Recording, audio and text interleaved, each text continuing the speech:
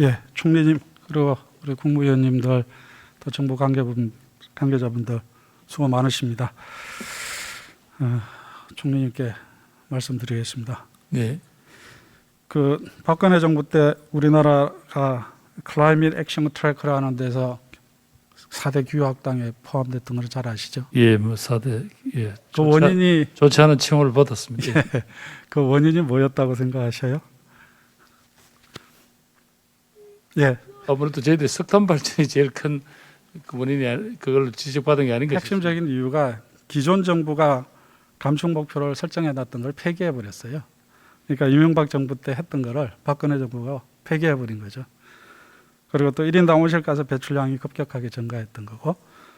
그런데 마침내 우리 문재인 정부에서 NDC 40% 상향도 하고 또 2050 탄소 중립 선언도 하고 또 이번에 2030 국제 메탄 서약 또 가입을 하고, 그래서 저는 이 기후 악당에서 바야흐로 문재인 정부가 대한민국을 기후 선도 국가로 만들었다, 저는 그렇게 자부합니다.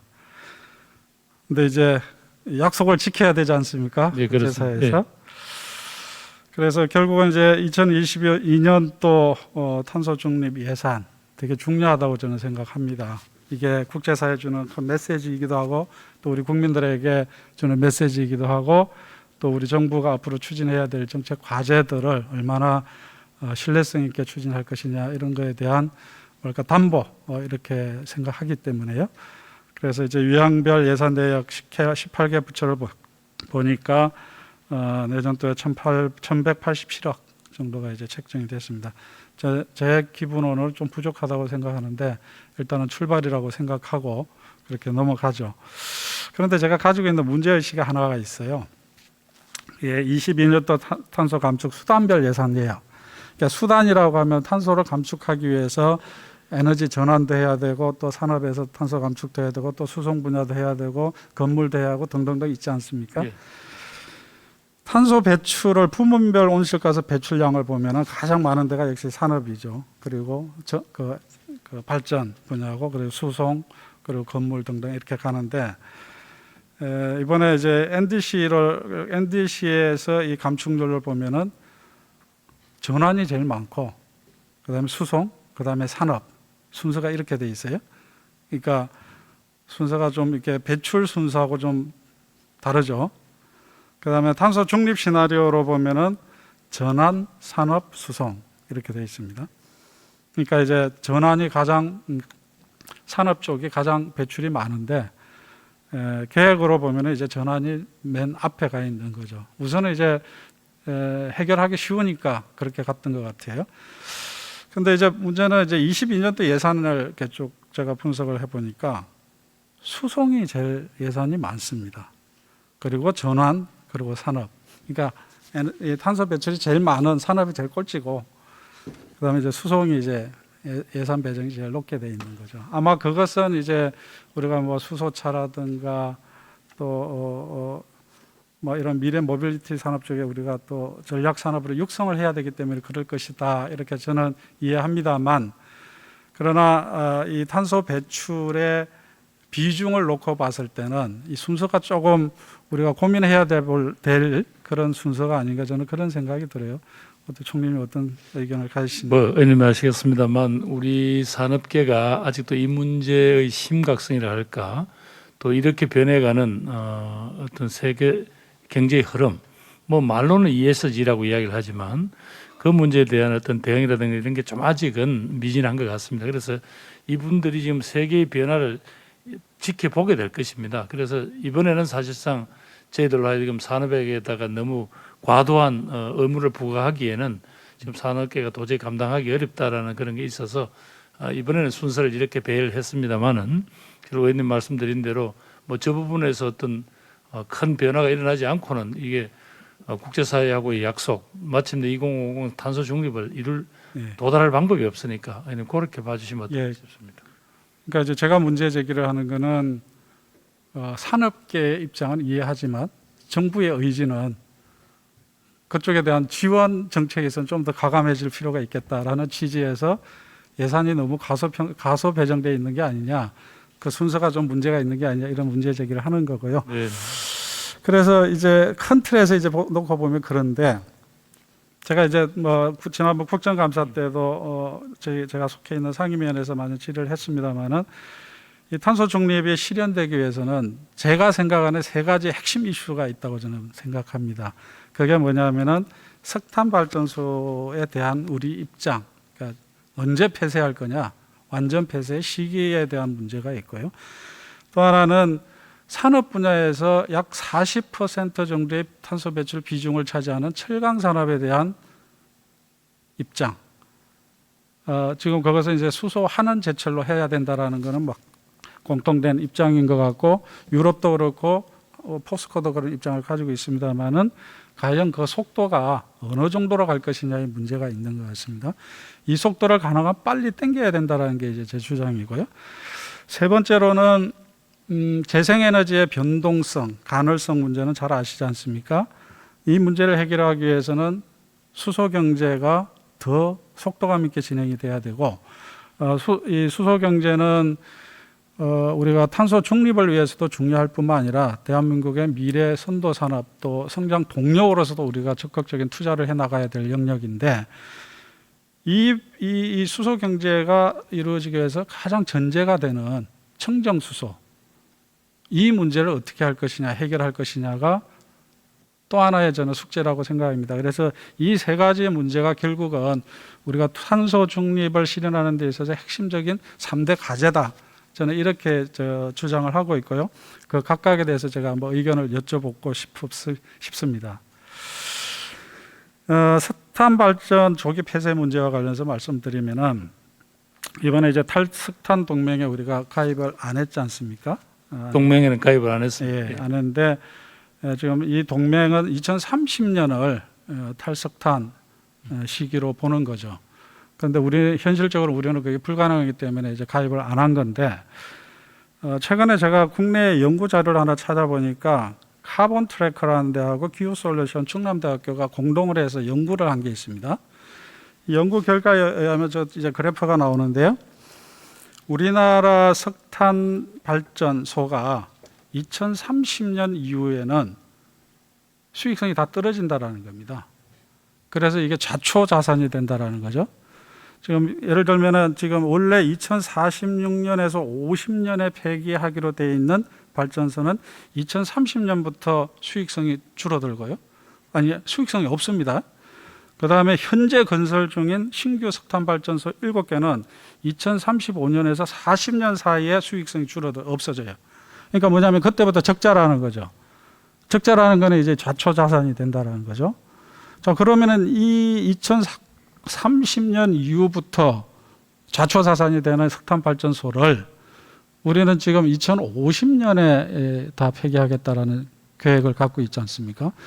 제가 볼 때는 20년 정도의 갭이 있는 건데, 그러면은 이제 이 석탄 발전소에 대한 예를 들어서 민간 발전소도 있고 그러면은 이 민간 발전소 같은 경우는 손해 보면서 계속 운영을 해야 되는 상황이 발생한다는 거죠. 그러니까 이런 부분에 대해서 그리고 또 이 국제 투자 회사들도 이미 그 석탄 발전소 운영 회사에 대해서는 그 부정적 그 의견들을 내고 있는 상황이죠. 그래서 이 너무 갭이 이게 크기 때문에 이 속도를 우리가 더 당겨야 되는 거 아니냐라는 생각인데 총리님 생각은 어떠세요? 예, 이 부분에 대해서 제가 섣불리 답변드리는 것보다는 산자부 쪽에서 좀 답변을 하실 수 있나 모르겠습니다. 산자부 장관님 답변을 제가 국정감사 때 들었습니다. 그럼 뭐 예, 총리님께서 예, 지금 탄소 중립 2050 탄소 중립 예. 위원장이시고 예, 수소 경제 또 위원장이시고 네네. 그래서 위원장님이시기 때문에 총리이자 위원장님이시기 때문에 제가 특별히 여쭙는 거죠. 네, 그런 취지를 말씀드린 건데 여하튼 네. 2030년부터 수익성이 떨어지고 석탄 발전소는 좌초자산이 되기 때문에 이거는 그때부터 운영하는 거는 적자 부담으로 간다. 이렇게 생각하면은 좀 이 문제를 심각하게 정부가 받아들여야 된다라는 말씀을 좀 드리고 이 싶고요. 문제는 많은 국민들이 보고 계실 테니까 산자부 장관께서 한번 여기 좀 네. 답변할 기회를 주시면 어떻겠어요? 예, 장관님 말씀하시죠. 예, 산업부 장관입니다. 그 석탄 발전의 어떤 수익성, 그 앞으로 탄소 중립으로 가면서 석탄 발전에 대한 투자도 줄어들고 상대적으로 비용 부분이 더 부각이 되는 부분에서는 저렇게 볼 수도 있겠습니다만은 저희는 그때까지 그 전력의 어떤 수요를 이제 대응할 수 있는 그 전력 공급망을 어떻게 확충해 나가느냐 하는 부분도 또 중요하기 때문에, 그리고 또 한 가지는 민간에서 운영이 되고 있는 석탄 발전소를 정부에서 중단시킬 수 있는 현재로서는 법적 근거가 없기 때문에 그런 부분들이 종합적으로 검토돼야 된다라는 부분을 말씀드렸던 바가 있습니다. 예. 그래서 법적 그 완비를 좀 해서 정부가 빨리 대응을 해 나가야 되겠다라는 말씀을 드리고요. 그다음에 이제 산업 부분에서 이제 철강이 약 40% 정도의 탄소 배출을 하는데, 지금 2050 탄소 중립 시나리오에 의하면은 수소환원 제철을 이제 100% 대체를 하는 건데, 2030 NDC에 의하면은 2018년까지 철강은 2.3% 감축입니다. 그러니까 뭐냐면은 철강이 지금 이 산업 부분에서 차지하는 비중이 그러니까 산업 부분이 NDC에서 14.6%를 탄소 배출을 감축시키는 게 NDC 목표인데, 그 중에서 가장 많이 내는 철강은 겨우 2.3%의 감축 계획만 가지고 있다는 거죠. 그러니까 뭐냐면은 다른 사람들은 다른 분야는 많은 희생을 치러서 지금 이 탄소 배출을 위해서 엄청 노력을 하고 있는데, 철강은 겨우 2.3%만의 노력밖에 안 하고 있다는 거죠. 자, 그러면은 이거는 좀 너무 형평이 안 맞지 않냐 이런 거죠. 근데 이제 저는 충분히 이해를 합니다. 그 기술을 개발하려면은 그 시간이 필요하기 때문에. 그런데 한번 저걸 한번 보시면요, 우리나라는 1단계가 2023년에서 30년까지 저런 기술 개발을 하고, 2단계 2031년부터 40년까지가 상용 기술을 확보하고, 3단계 41년부터 상용 설비, 그러니까 단계적인 상용 설비를 시작한다는 겁니다. 40년부터. 그런데 EU는 혁신 펀드 EIT 이노에너지라는 그 펀드를 만들어서 2024년부터 이제 철강 생산에 일부 들어가고 2030년부터 본격적인 수소환원 제철에 들어간다라는 겁니다. 근데 이제 수소환원 제철의 타입은 다릅니다. 다른데 제 얘기는 우리가 10년이나 늦게 이걸 상용화하는 거는 결국 우리 이 탄소 중립에도 도움이 안 될 뿐만 아니라 경쟁력에서도 떨어질 가능성이 있다. 그리고 우리가 그렇게 안 하더라도 어차피 2026년부터 탄소 국경 조정 제도가 도입이 되기 때문에, 지금 예를 들어서 대외경제정책연구원에서는 이 탄소 국경 조정 제도가 도입이 되면 EU 철강 수출이 11% 이상이 감소된다는 거예요. 그럼 제가 볼 때는 이 수소 환원 제철을 할 수밖에 없는데 너무 계획을 한가하게 잡고 있는 거 아니냐, 이런 이제 의문을 가지는 거죠. 예, 뭐 2030년 NDC까지는 조금 그렇게 느슨하게 이번에는 이제 목표를 주었다면, 지금 뭐 우선 뭐 하나의 포스코만 하더라도 본인 분명히 저런 방향으로 가야 된다는 입장을 잡았다고 하니까, 정부의 어떤 R&D 중에서 저 부분하고 그 기업하고 조금 좀 코워크를 좀 더 협동 작업을 좀 더 해서 저 시간들을 당길 수 있는 좀 더 박차를 가도록 그렇게 하겠습니다. 예, 좀 그래 주시고요. 그 다음에 또 하나 제가 제안을 드리고 싶은 거는, 결국 산업 부분의 탄소를 줄이는 거는 저는 산업단지 중심으로 바라보면 좀 쉽게 접근할 수 있을 것 같다는 생각이 듭니다. 산업단지에 태양광을 설치할 수 있는 잠재량이 5기가와트 정도랍니다. 간단하게 표현하면 원자력 발전소 5개 정도를 지어서 생산하는 발전소가 전기 생산량이 되는 거죠. 그런데 우리가 지금 한국판 뉴딜로 스마트 그린 산단을 하고 있지 않습니까? 2025년까지 15개를 목표로 하고 있는데, 전국의 산업단지가 1246개고 그중에서 국가산단이 47개입니다. 그러니까 산업단지, 특히 국가산업단지를 우리가 이 재생에너지를 통한 에너지 자립시설로 만들어내면은 훨씬 더 산업 부분에서 탄소 배출을 줄일 수 있는데, 한국판 뉴딜 우리가 이 10대 시그니처 사업으로 지금 추진을 하고 있는 이 산업 스마트 그린 산단에 요거 내용이 빠져 있는 거죠. 그러니까 지금 10개를 선정을 했는데 에너지 자립 부분을 하고 있는 거는 2개밖에 없습니다. 그러니까 그래서 우리가 이 부분에도 스마트 그린 3단 산업 이 부분에도 탄소 중립 기후 변화와 연관시켜 가지고 스마트 그린 사업을 3단 사업을 추진해야 된다라는 제안을 제가 드리는 겁니다. 예, 그래서 그 부분도 한번 좀 염두에 두셨으면 좋겠고요. 시간이 가니까는 마음이 급합니다. 수소와 관련해서 좀 말씀을 드리고 싶은데 한번 저 그래프를 보시면요. 수소 경제는 크게 생산, 저장, 운송, 활용 이 3단계로 이렇게 얘기를 하지 않습니까? 그런데 이 수소 경제가 성립이 되려면은 결국은 청정 수소를 우리가 생산하지 않으면은 불가능하죠. 그렇지 않습니까? 그냥 LNG에서 추출한 수소는 거기서 탄소가 발생하기 때문에 우리 탄소 중립에 맞지 않기 때문에 결국은 재생 에너지를 통해서 수전해서 수소를 만들든지 아니면은 LNG에서 수소를 추출하더라도 거기서 발생하는 탄소를 포집해 가지고 매립하든지 이 둘 중에 하나를 해야 되는 거거든요. 거기서 나오는 게 청정 수소다. 우리가 이렇게 규정을 한다면 결국은 수소 경제의 전제가 되는 이 청정 수소를 어떻게 생산할 것이냐가 제일 중요한데 예산 배정을 제가 보니까 생산의 6%, 저장 운송의 2%, 활용의 78% 이렇게 되어 있습니다. 그러니까 이 활용 쪽에 지금 활용 결국 이제 수소를 팔 수 있는 소비할 수 있는 처가 있어야 된다라는 관점에서 활용할 부분들을 많이 우리가 투자를 하는 건 필요하지만 지금 더 급한 거는 청정 수소를 어떻게 확보할 것이냐가 제일 중요한 건데 생산 부분에 너무 투자가 적다라는 게 제 인식입니다. 그래서 이 부분에 대해서 한 번 더 검토를 해주시고요. 저는 그래서 이제 청정 수소를 어떻게 생산할 것이냐라는 건데 제 생각에는 실정 단지를 많이 만드는 게 좋다고 생각합니다. 지금 새만금에다가 태양광하고 수소 수전에 분해하는 시설하고 그다음에 인근의 모빌리티 그다음에 산업 단지 등 건물 등에 이제 공급하는 그런 실정 단지를 하고 있는데 이미 유럽인은 프랑스 여기 제가 그림을 올려놨는데 프랑스나 네덜란드나 이 전체가 이런 실정 단지에 집중적인 투자를 하고 있거든요.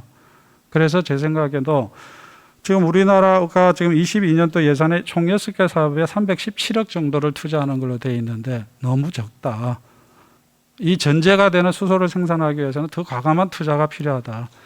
저는 그런 생각을 합니다. 그래서 이 제안을 드리기 위해서 총리님께 지금 또 수소경제위원장이시고 또 탄소중립위원장이시니까 제 공부한 그걸 이제 총리님께 한번 제안을 드리는데 답변을 좀 총론적으로 한번 해주시죠. 예, 결국은 의원님께서 말씀하신 그 이제 재생에너지들의 가능성 문제를 해결하기 위해서는 결국 수소라는 중간 이 저장의 수단을 확보를 해야 되고 또 그 에너지를 또 잘 활용을 해야 하는데 그런 점에서 방금 의원님께서 말씀하신 대로 국가가 이 수소의 생산과 아까 저장 수송 또 활용에 관한 전체적인 어떤 큰 그림을 그리고 거기에 맞추어서 지금 실정 단지부터 해서 여러 가지 연관 산업도 같이 키워내는 그런 큰 그림을 그리라고 하는 의원님 지적에 동의를 합니다. 그래서 내년에 좀 아까 좀 부족한 부분이 있다고 지적하셨습니다만은 이 부분에 관해서도 혹시 정말로 꼭 필요하고 지금쯤은 이 정도 실험에 들어갈 때가 됐는데 좀 부족하다면 그거는 또 국회 논의 과정에서 저희들이 정부가 좀 더 입장을 적극적으로 밝히도록 하겠습니다. 예, 고맙습니다. 제가 시간이 좀 부족하긴 하지만 하나 말씀드리고 갈 게 있어요. 지금 요소수 때문에 문제가 좀 심각한데 비슷하게 지금 2차 전지에 들어가는 그런 주요한 광물들이 있습니다. 수산화 리튬이 중국의 79%, 80%, 수산화 코발트가 88%, 황산 코발트가 81%가 중국에 편중돼 있죠.